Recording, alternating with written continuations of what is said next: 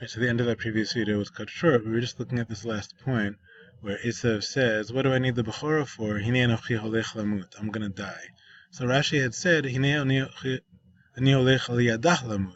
I'm going to die al yadah through this, through the avoda. So again, Rashi takes the birthright to be something spiritual, the privilege of serving in the Mishkan or the Beit HaMikdash. And Esav is concerned that if he actually goes to serve in the Mishkan or the Beit HaMikdash, he's going to be struck down by God, be killed for that. Shebiza avodato shel makom. Esav, it says at the end of this, Vayivez Esav et Bechorah, he scorned the birthright. Rashi says he scorned the opportunity to do the service in the Beit HaMikdash. And so he kind of assumes he's a bad person. God's not going to take kindly to him doing the avoda.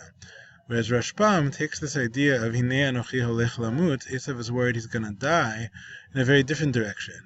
Again, because Rashbam thinks the whole discussion about the Bechorah is about monetary birthright, a monetary Bechorah, the right to inherit a double portion of Yitzchak's property when Yitzchak passes away. Therefore, says Rashbam, B'chol yom ani holech latzur chayot b'yarim. Esav said, look, every day I go hunting animals in the forest. Hamutzuyim sham dubim v'arayot v'chayot ra'ot. In that forest, bears, lions, and other wild animals can be found, are mitzuyim. I'm in danger of dying. So what's Esav's concern? He says, look, I'm somebody who doesn't have a very long life expectancy. Right? There's a good chance that a guy like me is going to die before my time. Right? One of these days that I'm out in the forest, I might get mauled by a bear or by a lion. And so I don't think for me that the Bechorah is worth a whole lot, because odds are that I'm going to die before Yitzchak dies, because I'll probably die young. Yitzchak will probably live a long life, but he's not a hunter. And so what good does it do me to know that I could inherit a double portion after Yitzchak dies? I'm not going to make it that long. So for me, I'd rather just have this bowl of lentil soup now, rather than waiting until Yitzchak dies. So, to inherit more money then. So just to sum up, and Rashi develops this image of Esav in which Esav is not only a hunter in the field, but also someone who traps with his mouth, who deceives his own father. Yaakov is this person who's wholesome, not just in the sense that he's basically a good person, but he's so honest, such a good person, that he doesn't even have what it takes. He's too naive, we would say, right, to even know how to cheat. It's so not who he is to be dishonest that Yaakov wouldn't even know how to cheat. And when he dwells in tents, that doesn't mean any old tent. It means specifically the tent of Shem and Ever, where they study their equivalent of Torah. They learn about Hashem's ways. And so Yaakov is this, yeshiva bachar, while Esav is both a hunter and a liar and cheater. Given that portrayal of Yaakov as this spiritual person in the tent of Shem and Ever, and Esav is this person who's not only a hunter but a crook, it's not surprising that Yaakov and Esav are fighting about the Bechorah, according to Rashi, from a spiritual perspective. This idea that before Shevet Levi was chosen and Kohanim were chosen, the Bechorah was like the priest of the family. And so Yaakov, when he wants the Bechorah, what he really wants is that opportunity. He says, this Rasha Esav is not worthy to bring Korbanot to HaKadosh Baruch Hu, to God, and I would be more worthy for that. So Yaakov aspires to be the one to bring Korbanot to God for the family. And Esav, who's not interested in the Bechorah, and says, look, Hinei anochi holech lamut, I'm going to die. And about whom Esav, it's later said about him, Vayivez Esav et Bechorah, he scorned the Bechorah. So what he's scorning, what he's uninterested in, is the same spiritual privilege. That he says, I'm not interested in trying to serve God, to bring God korbanot, because when God sees a guy like me bringing korbanot, he's probably going to kill me for it. He's not going to accept me. Kind of like the idea we have in later times that if an unworthy Kohen Gadol entered the Kodesh Kodashim on Yom Kippur, he might not come out alive. So that's how Esav looks at things. Rashbam, like we said, to sum up his view, he thinks that Yaakov is a basically good person who is wholesome. Rashbam doesn't even have to explain that. And he's a shepherd, just like Yitzchak. He's looking after Yitzchak's sheep. And that's what it means that he dwells in tents. And Esav, he's a more aggressive, violent type. He likes to go hunting. But Rashbam doesn't disparage hunting. To him, hunting is something Esav does in order to bring home meat to eat, whereas Rashi describes it as him just like wasting his time. And again, Yaakov's a good guy,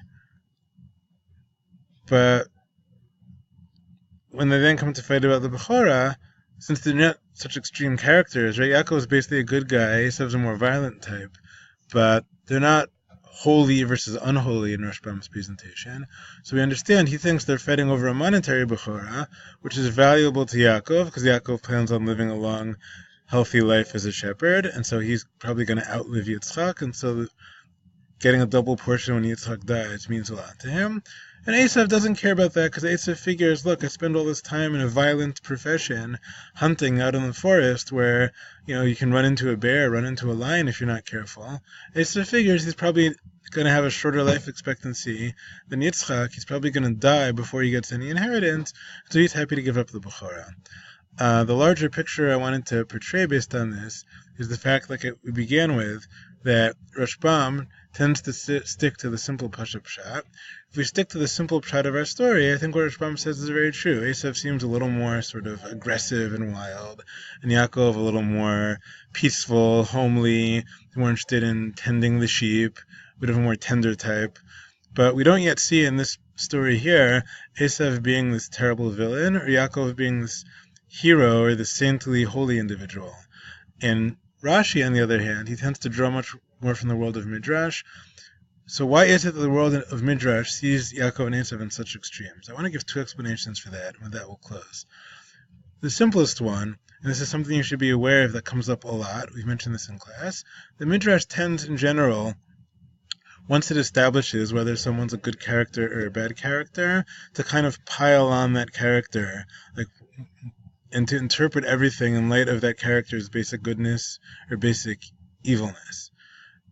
This is true in lots of cases. For example, you may know that at the end of the story of Cain and Hevel, Cain kills Hevel. I certainly hope you know that by now, because we studied it. So the more midrashic reading of Cain notices that at the end of the story, Cain is a murderer, and it looks for evidence even earlier on that Cain was always a bad person.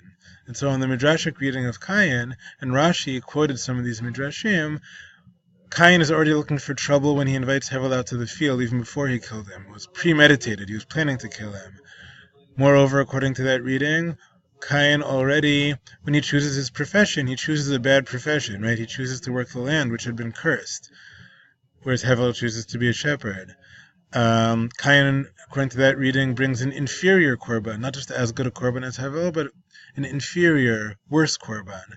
And so that's an approach where he takes one bad thing we know from later in Cain's life, that he does kill Hevel, and based on that, it interprets any earlier events about Cain in a particularly negative light. Whereas if we just stuck to the simple pshat of the psukim, we might say the first time we see Cain doing something really bad is when he killed Hevel. Until that point, he might have been someone who was more of a nuanced person, maybe not a saint, but not such a bad person. He got a bit angry or a bit jealous when God preferred Hevel's korban, but it's only what he does with that jealousy, when it leads to murder, it's only then that Cain becomes a bad person. And so that seems to be the simplest distinction here between the pshat and drash, that Rashbam is saying the simple pshat of this story, they're not yet such extreme characters.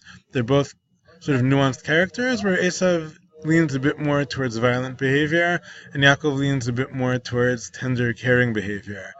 Whereas Rashi, based on the Midrash, since they know that later Esav is going to do some stuff that's very negative, and Yaakov eventually is going to carry on the legacy of Avram and Yitzchak, the covenant with Hashem, therefore they're looking for hints of that already in this first story. There's a second thing to consider. So that's number one, that in general the Midrash tends to look at the final product of a character and interpret earlier stories in light of that to make the character already look either very good or very bad, even before we get to the events in the Pshat, where they later turn out to show evidence of being very good or very bad. In this case in particular, I think Rashi may have had a second consideration. And this is something we also spoke about in the story of Cain and Hevel. If you think back for a minute, recall that when we learned Perek Dalet about Cain and Hevel, that first Rashi, about V'Adam Yadad Chava Ishto, Rashi had commented that Adam and Chava had relations Kodem Shachata v'Shenitred miGan Eden, even before they had sinned and before they were kicked out of Gan Eden, and that therefore Cain had been born way back then, right? So according to Rashi, Cain was not born right here when we're told about Cain's birth at the beginning of Perek Dalet. Rather, Cain had already been born in the previous Perek. And we discussed whether Rashi is only driven by concerns about the meaning of the word yada, or if perhaps Rashi also had what we call an ideological agenda or a polemical agenda, that Rashi was trying to teach us a lesson that Adam and Chava had relations with each other, slept with each other, even in Gan Eden, because Rashi was trying to teach us that unlike his Christian neighbors, where particularly holy Christians who became priests were expected not to marry, we in Judaism see nothing wrong with even the holiest people marrying. And recall as well that we explained in the Christian idea of things, the reason priests don't marry is because they believe that Adam and Chava originally didn't have relations with each other. It was only after they sinned and ate from the Eitz Hadat, and the world had been contaminated by that original sin, only then did Adam and Chava have relations and start having children. And so a holy Christian priest was expected to try and be on the level of Adam and Chava before the sin and never marry. And so Rashi tells us over here that in our Jewish understanding of the story, that whole way of looking at things is totally wrong. Adam and Chava had Kayin even before the sin. Kodem Inyan Shalmala, before what happened in the previous parak where they sinned and were kicked out of Gan Eden. Kodem Shachata v'shenitrad mi Gan Eden. And so Rashi may be telling us that from the Jewish perspective, we disagree with that Christian interpretation because we believe that Adam and Chava behaved like a married couple, lived together like a married couple, and had children even before their first sin, because that's the way we believe that humans should live their life, even before Adam and Chava brought sin into the world. So we express that idea that sometimes Rashi adds an interpretation that he finds particularly meaningful because it gives a Jewish response to a Christian way of looking at things, or gives a response to people in his time, Jews in his time, who are being persecuted by the Christian crusaders. Some of Rashi's comments might have been intended to give them comfort, and give them, we call in Hebrew, chizuk, to sort of strengthen them and strengthen their faith. Following that same principle, if we return now to our story of Yaakov and Esav, it's important to be aware of the following. Esav is a historical figure, the son of Yitzchak, the twin of Yaakov, but in the Middle Ages, certain of these characters were seen as symbolizing certain groups of people. Just like many of you know that Ishmael was seen as symbolizing Arabs or Muslims in the Middle Ages, Esav was seen as symbolizing Christianity. I don't want to get into the details of why, it's a little bit complicated, but Esav was seen that way. In certain of the poems and slichot that we say, if you look carefully at the slichot, you'll see sometimes if the person writing the slicha in the Middle Ages was asking God to protect us from Christian crusaders who are murdering us, sometimes they'll use phrases borrowed from the stories of Esav to describe those crusaders, because Esav was seen as symbolizing Christianity. If that's the case, that may have given Rashi an additional reason why he wanted to vilify Esav and glorify Yaakov here. Again, in addition to the fact that in general, Midrashim, once they see that someone eventually becomes good, they like to find hints of his greatness even earlier. And if they see that someone eventually becomes a bad character, later we're going to see Esav marrying Canaanite women and threatening to kill Yaakov. So they want to find hints of Esav's wickedness even earlier in life.